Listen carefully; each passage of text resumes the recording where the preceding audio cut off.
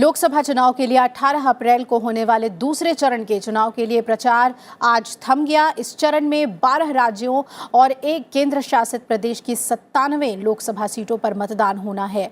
18 अप्रैल को दूसरे चरण में 97 सीटों पर मतदान होगा और दूसरे चरण में तमिलनाडु की सभी 39, कर्नाटक की 14, महाराष्ट्र की 10, उत्तर प्रदेश की 8, बिहार, असम और ओडिशा की 5-5 सीटों पर, पश्चिम बंगाल और छत्तीसगढ़ की 3-3 सीटों पर, वहीं जम्मू कश्मीर की 2 और मणिपुर, त्रिपुरा और पुडुचेरी की 1-1 सीट पर मतदान होगा। दूसरी तरफ ओडिशा विधानसभा के दूसरे चरण की 35 सीटों के लिए भी आज चुनाव प्रचार थम गया। इन सीटों पर भी 18 अप्रैल को वोट डाले जाएंगे।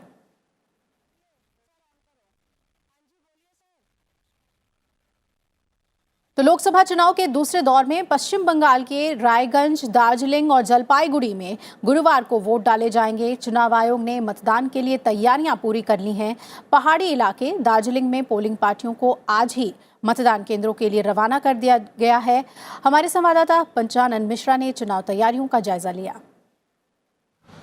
पश्चिम बंगाल में 18 तारीख को होने वाले दूसरे चरण के मतदान की तैयारियां पूरी हो रही हैं और इसी के तहत आज हम हैं यहाँ पर दार्जिलिंग की लोकसभा सीट के तहत आने वाले कलिम्पोंग में। कलिम्पोंग भी अपने आप में एक ज़िला है लेकिन दार्जिलिंग लोकसभा के तहत आता है और ये रिमोट इलाके जो ये होते हैं उसमें P-2 यानी कि जब 18 तारीख को पोलिंग है तो आज यानी 16 तारीख को ही पोलिंग पार्टियां रवाना हो जाती हैं। किस तरह से आप देख सकते हैं कि पोलिंग पार्टियां यहाँ पर रवाना हो रही हैं और ये ईवीएम मशीन और ईवीएम मशीन के साथ जुड़ा हुआ जो मतदान का जो सामान है वो देखिए वो लेके जाया जा रहा है और ये ईवीएम है, कंट्रोल यूनिट है, इसके अलावा वीवीपैट है, ये सारी मशीन्स हैं। आप लोग काफ़ी दूर जा रहे हैं क्या? काफ़ी दूर है, ऐसे 150 किलोमीटर पड़ता है यहाँ से। तो कितना टाइम लग जाएगा? 6 घंटा लग जाएगा। रास्ता का हालत भी ख़राब है उधर जाने के बाद। तो ये P-2 के तहत आप लोग को 2 दिन पहले पहुँचा देते हैं? हाँ, 2 दिन पहले।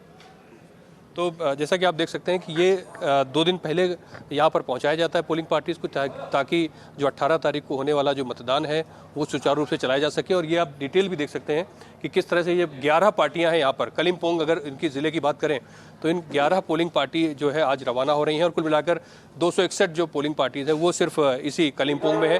दार्जिलिंग में संख्या और कहीं ज़्यादा है लेकिन चुनाव और मतदान की तैयारियाँ इलेक्शन कमीशन पूरी तरह से कर रहा है और सुरक्षा के पुख्ता इंतजाम भी पूरी तरह किए गए हैं।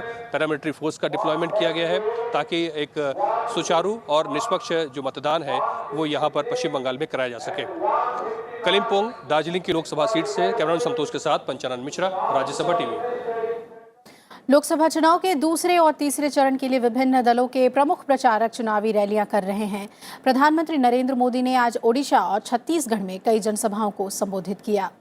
छत्तीसगढ़ के भाटापारा में प्रधानमंत्री नरेंद्र मोदी ने रैली को संबोधित करते हुए कांग्रेस अध्यक्ष राहुल गांधी पर निशाना साधा। उन्होंने कहा कि ये लोग रोजाना हदें पार कर रहे हैं। इन्होंने तो एक पूरे समाज को चोर बोल दिया और वो भी सिर्फ तालियां बजवाने के लिए। आपके इस चौकीदार को नीचा दिखाने के लिए ये मानसिकता है सल्तनत वाली मानसिकता है जो हर वंचित, पीड़ित, शोषित समाज को इस प्रकार की हीन नजर से देखता है और वे इसे अपना गुलाम समझता है। प्रधानमंत्री ने छत्तीसगढ़ के कोरबा में रैली को संबोधित करते हुए कहा कि कांग्रेस सरकार राज्य में गरीबों का राशन छीन रही है, तमाम सरकारी योजनाओं को बंद करके उनका हक छीनना चाहती है। कांग्रेस का इरादा गरीबों के लिए चलाई जा रही योजनाओं को बंद करने का है। यहां आयुष्मान भारत को बंद करके और भी कई योजनाएं बंद कर दी। अभी हमारे अध्यक्ष जी मुझे बता रहे थे, उन्होंने यही काम किया है। इसी तरह जो यूरिया है, जो सस्ता राशन गरीबों को मिलता है, ऐसी सरकारी सहायता को ये बंद करने का मन बना चुके हैं।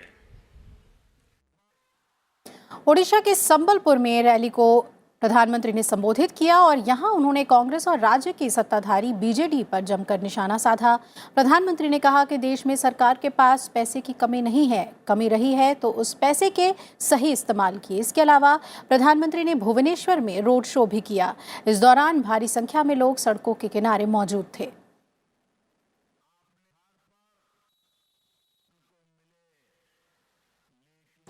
और आइए रुक कर लेते हैं हम ओडिशा का संबलपुर में, माफ कीजिएगा, ओडिशा में मौजूद है हमारे संवाददाता अनु दीवान। उनसे ज्यादा जानकारी लेते हैं। अनु, जानना चाहेंगे, आज पीएम का रोड शो देखने को मिला भुवनेश्वर में, कई रैलियों को उन्होंने संबोधित किया, क्या अहम बातें वहां की जनता से उन्होंने किया?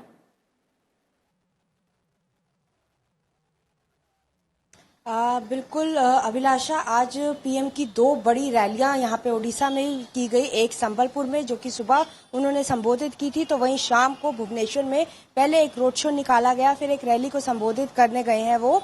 वहीं उन्होंने यहाँ पे कई महत्वपूर्ण बातों पर लोगों का ध्यान बटोरा।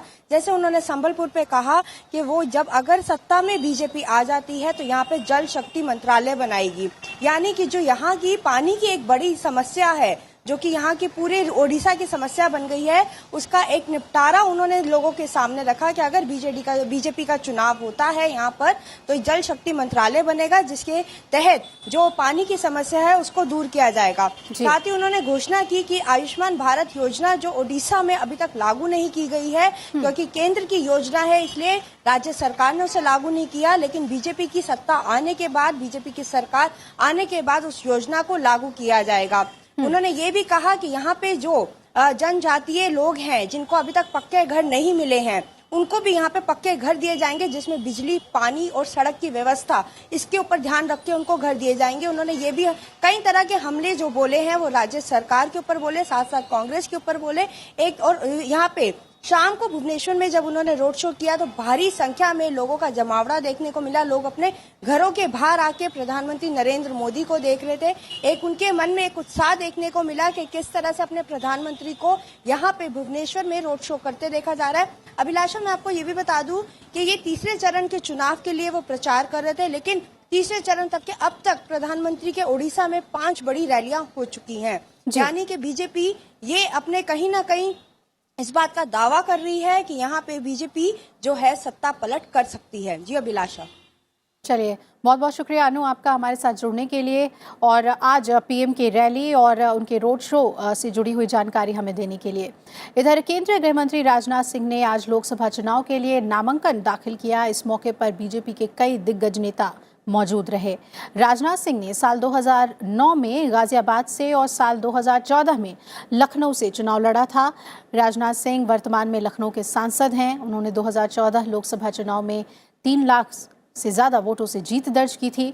लखनऊ पूर्व प्रधानमंत्री अटल बिहारी वाजपेयी का संसदीय क्षेत्र भी रहा है।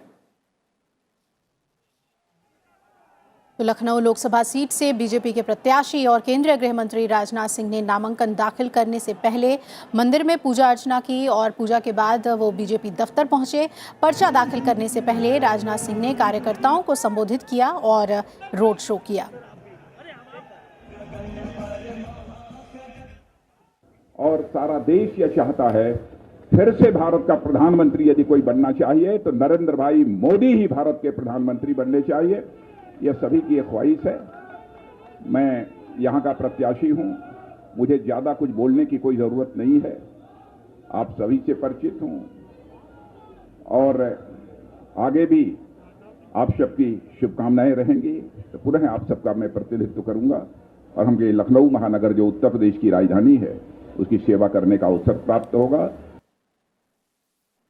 केंद्रीय मंत्री और जयपुर ग्रामीण लोकसभा सीट से बीजेपी प्रत्याशी राज्यवर्धन सिंह राठौर ने आज अपना नामांकन दाखिल कर दिया। इस दौरान उनके साथ योग गुरु बाबा रामदेव और खेल जगत की कई हस्तियां मौजूद रहीं।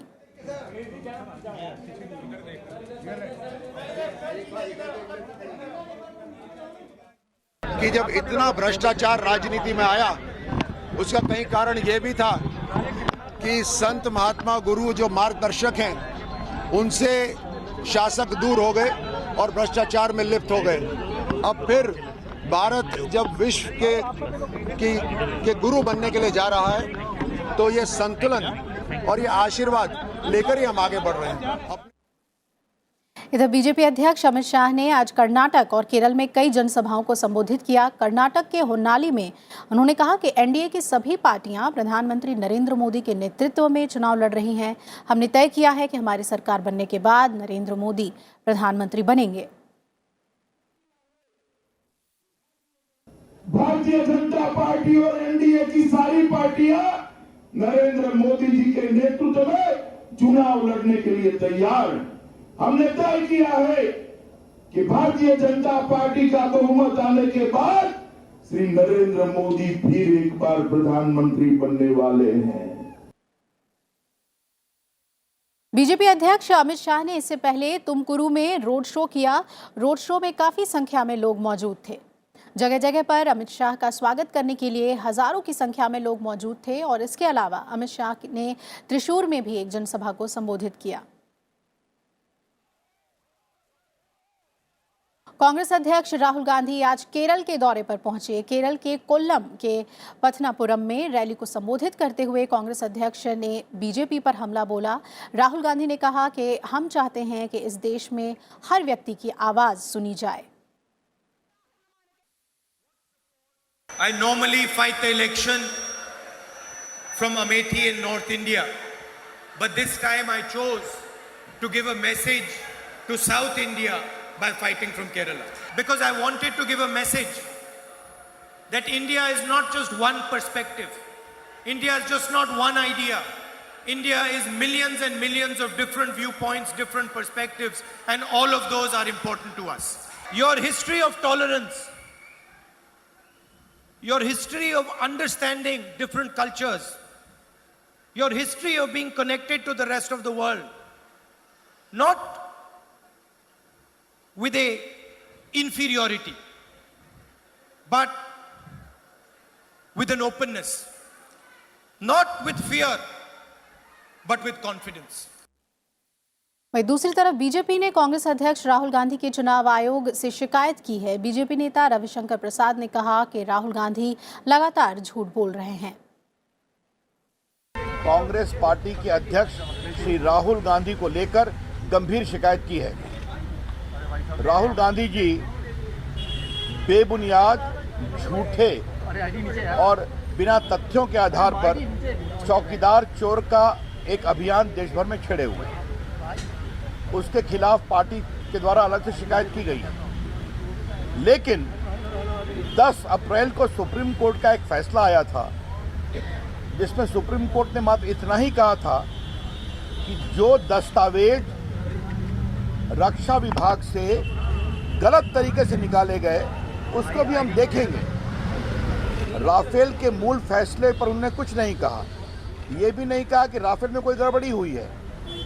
और 10 अप्रैल को राहुल गांधी जी ने अमेठी में अपने नामांकन के बाद ये टिप्पणी की कि सुप्रीम कोर्ट ने भी कहा है कि चौकीदार चोर है। उत्तर प्रदेश की बात करें, लोकसभा चुनाव के लिए शिवपाल सिंह यादव की प्रगतिशील समाजवादी पार्टी ने 14 उम्मीदवारों के नाम का ऐलान कर दिया है। पार्टी ने उत्तर प्रदेश, राजस्थान, बिहार और हरियाणा के लिए भी 14 उम्मीदवारों की सूची जारी कर दी है। पार्टी ने यूपी की 2 सीटों, राजस्थान की 1 सीट, बिहार की 6 सीटों और हरियाणा की 5 सीटों के लिए उम्मीदवारों के नाम का ऐलान किया है।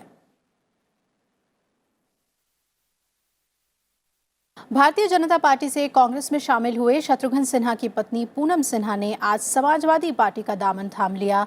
उन्होंने समाजवादी पार्टी के प्रमुख अखिलेश यादव की पत्नी डिंपल यादव से मुलाकात की और औपचारिक रूप से पार्टी की सदस्यता ग्रहण की। पूनम सिन्हा लखनऊ से समाजवादी पार्टी की प्रत्याशी होंगी और 18 अप्रैल को नामांकन दाखिल करेंगी।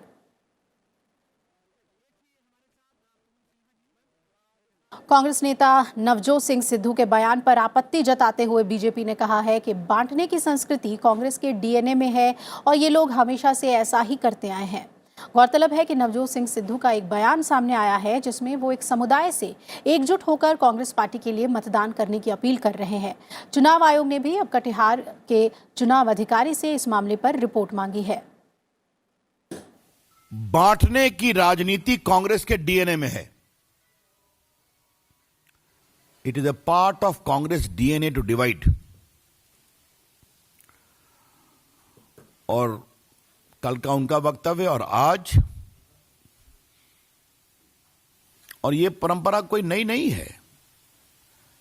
जेएनयू में जब देश के टुकड़े होंगे इंशाअल्लाह कहा जा रहा था, तो उसको संबोधित करने कौन गए थे? उनको एड्रेस करने कौन गए थे? राहुल गांधी गए थे। तो क्या उससे राष्ट्रवाद पनप रहा था क्या? ये कौन सी नसीहत देने की बात की जा रही है? उत्तर प्रदेश के आगरा में एसपी बीएसपी आरएलडी गठबंधन की रैली हुई। रैली को संबोधित करते हुए समाजवादी पार्टी अध्यक्ष अखिलेश यादव ने कहा कि अगर 3 दलों का गठबंधन महामिलावट है तो केंद्र सरकार के 38 दलों के गठबंधन को क्या कहा जाए। उन्होंने राज्य में अपने गठबंधन की जीत का दावा किया है। विरोध जो कहते हैं कि महामिलावट है, हम उनसे कहना चाहते हैं महागठबंधन दिलों को जोड़ने वाला गठबंधन है, साथ चलने वाला गठबंधन है। जो हमारे जमीन पर लोग हैं, किसान, गरीब, हजारों साल से जिन्हें सम्मान नहीं मिल पाया, तमाम हमारे गरीब, वो मिलकर के यहाँ साथ खड़े हैं। ये उन लोगों का महागठबंधन है। और अगर हमारा महागठबंधन 3 दलों का महामिलावट हो सकता है, तो हम उन्हीं से पूछना चाहते हैं, बताओ देश में 38 से ज्यादा दलों का आपने गठबंधन किया है, आपके गठबंधन का हम लोग क्या नाम दें? पश्चिम बंगाल में टीएमसी के लिए बांग्लादेशी अभिनेता के प्रचार करने के मामले पर गृह मंत्रालय ने विदेशी क्षेत्रीय पंजीकरण कार्यालय से रिपोर्ट मांगी। बीजेपी ने भी इस पर आपत्ति जाहिर करते हुए चुनाव आयोग का दरवाजा खटखटाया है। हम लोग एकदम सुस्पष्ट अभियोग कंप्लेन किया इधर में, जो जिन्होंने एडिशनल सीईओ ने जो प्रेस कॉन्फ्रेंस कॉल की 5 बजे शाम को, उन्होंने ठीक रूप से वो चीज सामने नहीं रखा।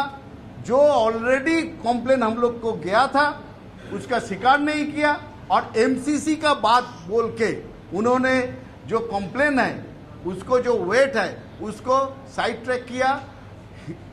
This person has got his compulsion to defend a particular political party. This is our definite allegation.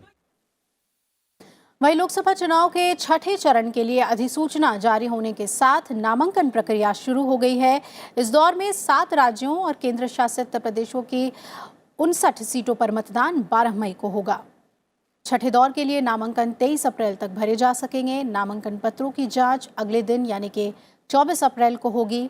26 अप्रैल तक उम्मीदवार अपना नामांकन वापस ले सकेंगे और छठे चरण के लिए मतदान 12 मई को होना है। नतीजों का ऐलान 23 मई को होगा।